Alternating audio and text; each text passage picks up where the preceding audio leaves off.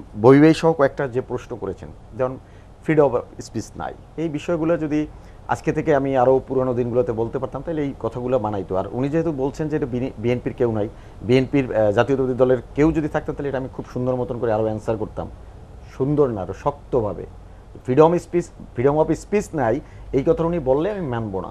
Freedom of speech নাই, তারপরে উনি একজন পলিটিক্যাল অ্যানালিস্ট হিসেবে আমাদের এখানে এসে কথা বলছেন, সুন্দর মতন কথা বলছেন। দেশে ফ্রিডম অফ স্পিচ খুব ভালো মতন আছে, বাক স্বাধীনতা আছে, ব্যক্তি স্বাধীনতা আছে, গণতান্ত্রিক অধিকার প্রত্যেকে আমরা যার যার জায়গায় দাঁড়িয়ে ভোগ করছি, এনজয় করছি। আমরা হয়তো বা কখনো স্বীকার করি, কখনো স্বীকার করি না। আর উনি বেশ কিছু প্রশ্ন করেছেন, সেইগুলো আমি বলি। আমি একটার সাথে একটা কোনটা রেলেভেন্ট সেটা আমি বলছি। যুদ্ধ অপরাধীদের বিচার বাংলাদেশ আওয়ামী লীগের রাজনৈতিক সিদ্ধান্ত।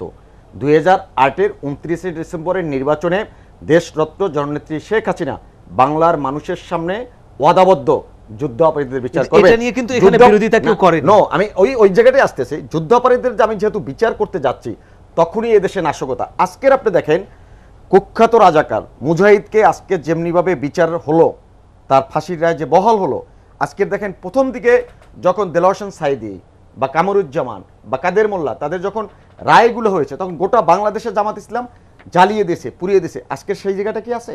গভর্নমেন্ট সেটা নিয়ন্ত্রণে নিয়ে আসতে পেরেছেন। উনি যদি এটা বলেন যে এটার সাথে এটা রিলেভেন্ট না, তাহলে আমি বলবো উনি ভুল করছেন। আমি একজন রাজনৈতিক কর্মী হিসেবে মনে করি বিএনপি না, জামাত এবং বিএনপি মিলে যুদ্ধ অপরাধীদের বিচার যাতে দেশে বাস্তবায়ন না হতে পারে, যুদ্ধ অপরাধীদের যেন বিচার না হতে পারে, তার জন্য একের পর এক আন্তর্জাতিক লবিস্ট পর্যন্ত নিয়োগ করেছে।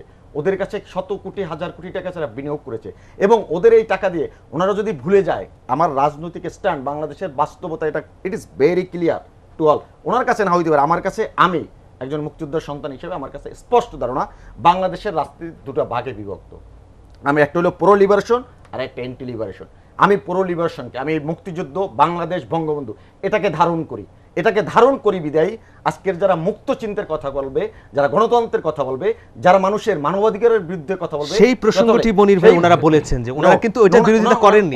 ওনারা বলেছেন যে ওনারা মুক্ত চিন্তা প্রকাশের অধিকার নেই। ওনারা বিরোধিতা ওইখানেই করে যে যখন আপনি বলবেন যে যুদ্ধ অপরাধীদের বিচার হচ্ছে, এইটা কেন আওয়ামী লীগ গুলিয়ে ফেলছে। নো, আমি যখন এই যুদ্ধ অপরাধীদের বিচার বাস্তবায়নের জন্য 71-এর ঘাতকদের যখন বিচার করতে যাচ্ছি, তখন কাদেরকে থ্রেট করছে? ওনাদেরকে তো থ্রেট করছেন না, বিএনপি বা জামাতের কোনো নেতাকে থ্রেট করছে না। কাকে থ্রেট করছে? যে মানে মুক্তিযুদ্ধের পক্ষে কথা বলে, যারা আমার স্বাধীনতার পক্ষে কথা বলে, যারা জয় বাংলা স্লোগানকে ধারণ করে, আমার যারা চিন্তা চেতনা আদর্শকে ধারণ করে, তাদেরকে থ্রেট করছে। ওনাদের তো কাউকে থ্রেট করছে না।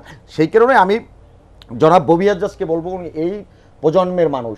আগামী দিনে উনি নির্বাচনেও প্রার্থী হয়েছিলেন ঢাকার মেয়র হিসেবে। আমি বিশ্বাস করি, ধারণ করি, উনি নিঃসন্দেহে 71-এর মহান মুক্তিযুদ্ধের চেতনা থেকে উনি ডিল হয়ে যাবে না। উনি মহান মুক্তিযুদ্ধের চেতনাকে ধারণ করেই ওনার আগামী দিনের রাজনীতির সিদ্ধান্ত নেবেন, এবং রাজনৈতিকভাবে উনি সেই চিন্তা চেতনার কথা বলবেন। মনির ভাই, আমার একটা প্রশ্ন ছিল। না, আমি এক সেকেন্ডে আমি শেষ করি।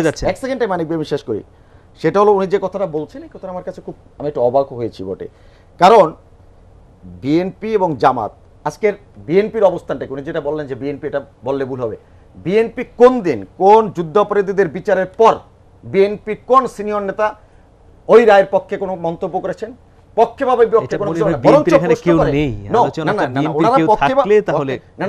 বিপক্ষে কোনো কথাই বলেন না। যখন চুপ থাকেন তখন বিষয়টা দাঁড়ায় কি?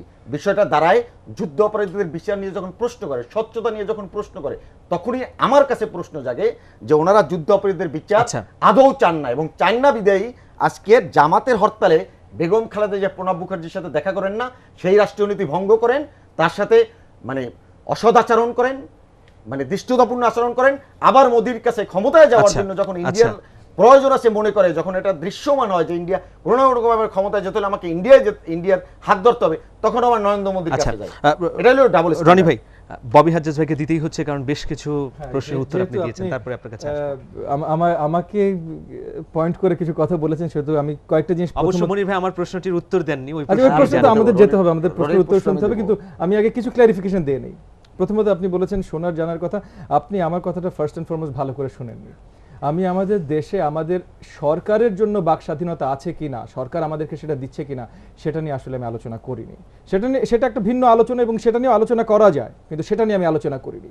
আমি বলেছি যে কিছু জঙ্গিবাদদের ভয়ে অনেক মানুষ বাক স্বাধীনতা হারাচ্ছে, কিছু জঙ্গিবাদদের ভয়, আপনি যাদের কথা বলছেন, যাদেরকে আপনারা থামাতে চেষ্টা করছেন, তো আমি আপনাদেরকে সাপোর্ট করে, এবং সেটা শুধু আপনাদেরকে সাপোর্ট করার জন্য সাপোর্ট না, আমার দেশের প্রয়োজন এটা, আমার জাতির প্রয়োজন এটা, তার জন্য আমি বলেছি। মানে তারা কি কথা বলতে পারছেন না? কারা বলতে পারছেন না? জঙ্গিবাদদের ভয়ে যদি কেউ কথা বলতে না পারে, সেটাও আমাদের বাকস্বাধীনতা একটু যদি ক্লিয়ার করতেন। এই যে একটার পর একটা লিস্ট বের করছে, 25 জনের লিস্ট, 80 জনের লিস্ট, যে এই যে ব্লগারদের, সেটাও তো বাকস্বাধীনতা। আপনি কম্পিউটারে লেখেন, ইন্টারনেটে লেখেন, আর আপনি মুখ দিয়ে বলেন, সেটাও তো বাকস্বাধীনতা। ব্লগাররা তো কিছু বলছে, তারা কি বলছে না বলছে আমার ম্যাটার না, আমার চিন্তার বিষয় না। যদি তারা আইন ভঙ্গ করে কিছু বলে, সেটা আইন শৃঙ্খলা বাহিনী দেখবে। কিন্তু তারা যদি বলতে ভয় পায়, কারণ কোনো জঙ্গিবাদ তাদেরকে থ্রেটেন করছে, তাদেরকে হুমকি দিচ্ছে মেরে ফেলবে, তাহলে সেটা তাদের বাকস্বাধীনতা লঙ্ঘন করছে। আমি সরকার বিরোধী কথা এখানে কোনো বলিনি। আপনি জোর করে, আপনার উপরে জোর করে জিনিসটা নিতে চেষ্টা করছেন, আমি সরকার বিরোধী কথা বলিনি।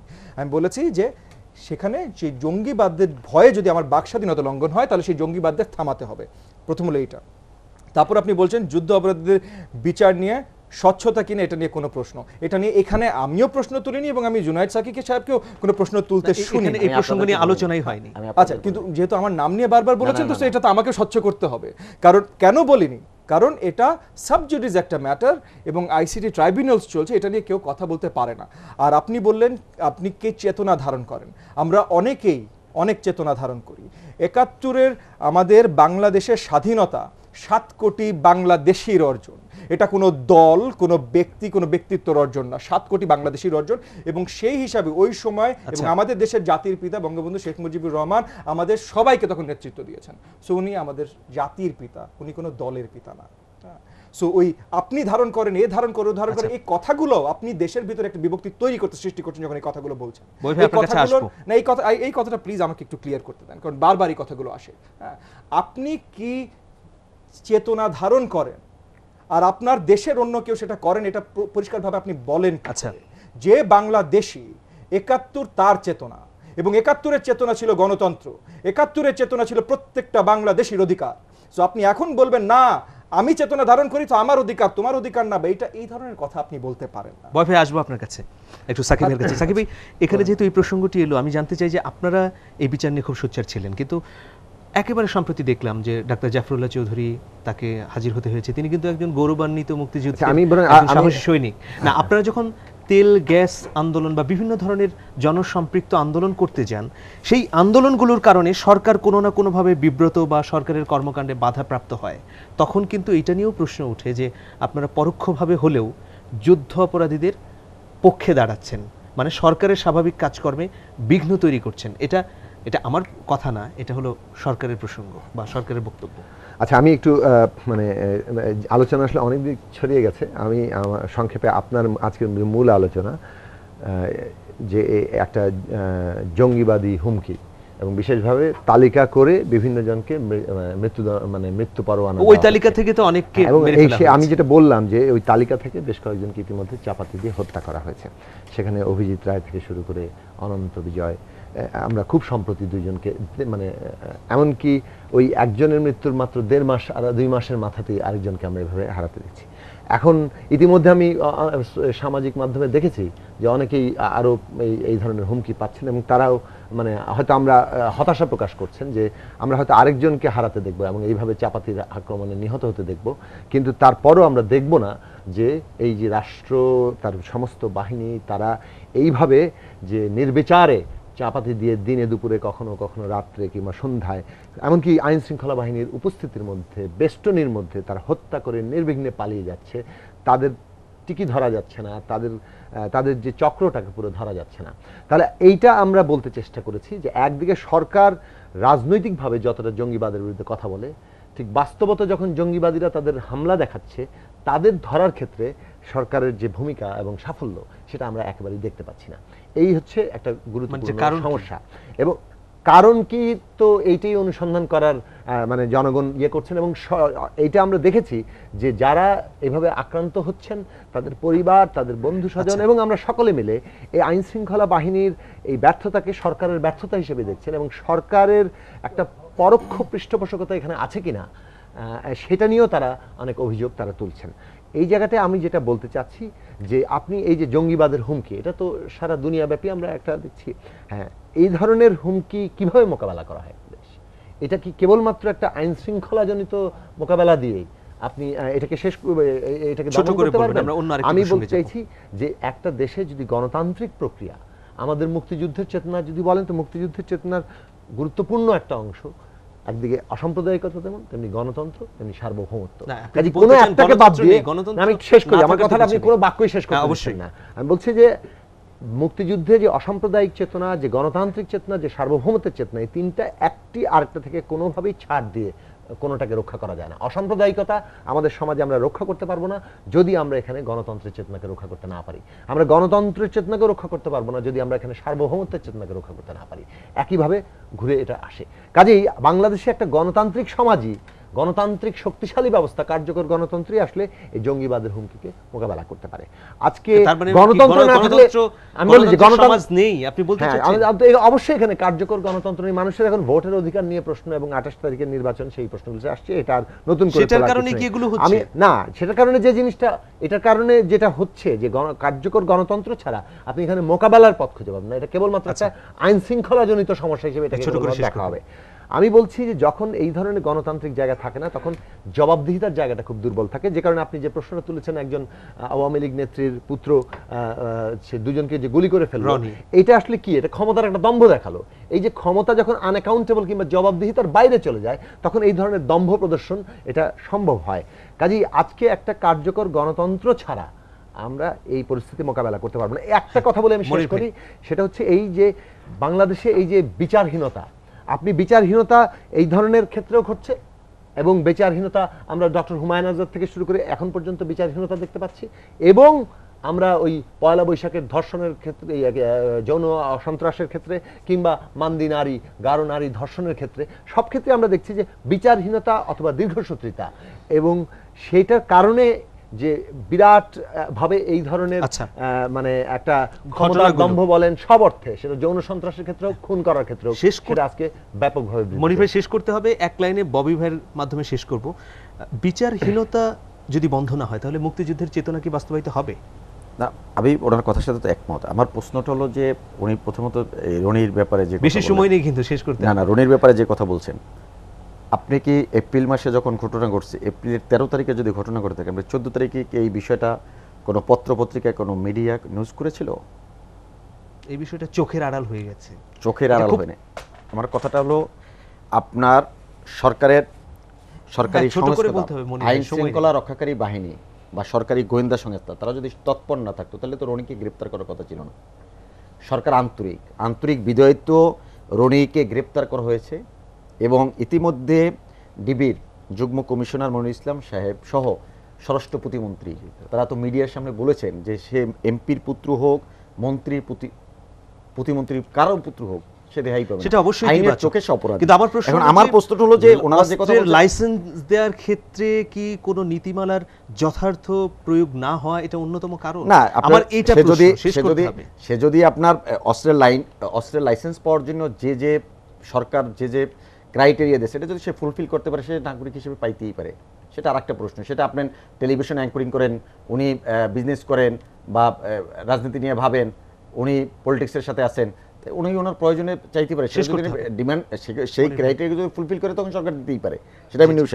আর জঙ্গির কথা যেটা জুনায়েদ সাকিব বলছেন, জঙ্গির ব্যাপারে সরকার তো জিরো টলারেন্সে। আজকে থেকে সাকিবে কি মনে করেন না যে 2001 সাল থেকে 2006 সাল পর্যন্ত বাংলাদেশের প্রেক্ষাপটে যে পরিস্থিতি ছিল, একসাথে 500 জায়গায় একই সাথে বোম্বিং হয়েছে, সেখান থেকে আজকের বাংলাদেশ কি অনেক উন্নত জায়গায় যায় না? সেখানে কি যায় না? সেটা আমার স্বীকার করেই বলতে হবে যে হ্যাঁ, আমি অবশ্যই চাই না জঙ্গিবাদের অবস্থাটা জিরো টলারেন্সে চলে যাক, এটাই আমরা চাই। সময় নেই।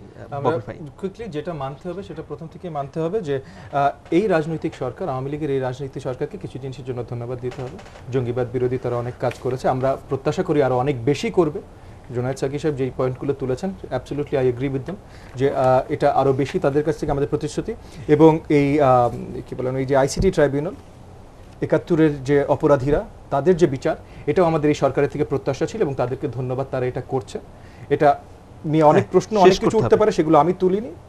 অনেকে তুলছেন সেটা অন্য ব্যাপার, কিন্তু তারা যে শুরু করেছেন প্রক্রিয়াটা এবং প্রক্রিয়াটা শেষ করতে চেষ্টা করছেন, চালিয়ে যাচ্ছেন, সেটার জন্য তাদের ধন্যবাদ শেষ করতে দেওয়া উচিত এবং ধন্যবাদ দিচ্ছি। বাকিটা শুধু একটা জিনিস আমি রিকোয়েস্ট করছি মনিরুজ্জামান মনির সাহেবের কাছে এবং ওনার দলের সবার কাছে, ওনার মাধ্যমে আমি রিকোয়েস্ট করছি যে আপনারা আইন শৃঙ্খলা বাহিনীকে তাদের কাজ করতে দেন। আপনারা আগাম বাড়তি কোনো কথা বলে ফেলেন না যেটাতে তাদের কাজেও বিঘ্ন ঘটে এবং সেটার জন্য আমাদের জাতি আমরা কোনো না কোনো ভাবে আক্রান্ত হই এবং আমরা প্রতিকার না পাই। অসংখ্য ধন্যবাদ। একটা লাইন বলি, সেটা হচ্ছে যে Just একটা পুলিশ line। একটা ভালো কাজ করেছে যে গ্রেফতার করেছে একজন রনিকে। রিক্সা চালক কিংবা একজন ট্যাক্সি বেবি ট্যাক্সি চালক, তাকে তারা তো মানে রীতিমতো আশাও করে না যে গ্রেফতার হবে। কিন্তু আপনি যদি সংবাদপত্রে যেটা এসছে, মানে তার জিজ্ঞাসাবাদে তার বক্তব্য, রনির বক্তব্য যে তার মায়ের ক্ষমতার হাত অনেক লম্বা এবং এই যে আনঅ্যাকাউন্টেবিলিটি, এটা অসংখ্য আর ধন্যবাদ আপনাকে। আরেকটা লাইন শুনেন, আমাদের হাতে সময় যেটা বলে তো যে কেউ আমি একটু বলতে শেষ পারে, করি, আমি ক্ষমতার শেষ দম্ভ করি। দেখাইতে ঠিক পারে। আছে, আমি বলছি যে আরেকটা লাইন যেটা বলবো সেটা হচ্ছে যে এই যে জঙ্গিদের পেছনে যুদ্ধাপরাধীরা আছে বলছেন, যেই থাকুক যুদ্ধাপরাধীরা থাকুক, অসংখ্য- জামাত ইসলাম থাকুক, অসংখ্য তাদের ধন্যবাদ চিহ্নিত জুনায়েদ করেন, সাকিব ভাই। তাদেরকে বিচারের সম্মুখীন অসংখ্য করেন। আইন শৃঙ্খলা কিন্তু বাহিনীকে এটা নিয়ে বলেন যতটা চিহ্নিত রাজনীতি করেন। হচ্ছে, রাজনৈতিকভাবে চিহ্নিত করেন না। সবাইকে বিচার মনির ভাই, যতটা রাজনীতি হচ্ছে ততটা তো আইন শৃঙ্খলা বাহিনীকে বলেন চিহ্নিত করেন। প্রিয় দর্শক, সেটাই আমরা অসংখ্য ধন্যবাদ তিনজনকেই। আমরা চমৎকার আলোচনা শুনলাম, তিনজন তিন দৃষ্টিভঙ্গি থেকে কথা বললেন। কার কথা কতটুকু গ্রহণযোগ্য সেটা আপনারাই যেভাবে নেবেন সেটাই হচ্ছে বড় বিষয়। আগামী সপ্তাহে আবারও দেখা হবে, সে পর্যন্ত অনেক অনেক ভালো থাকুন, সুন্দর থাকুন। ফিরে আসবো এসএসজি মাই টিভি রাউন্ড টেবিল নিয়ে।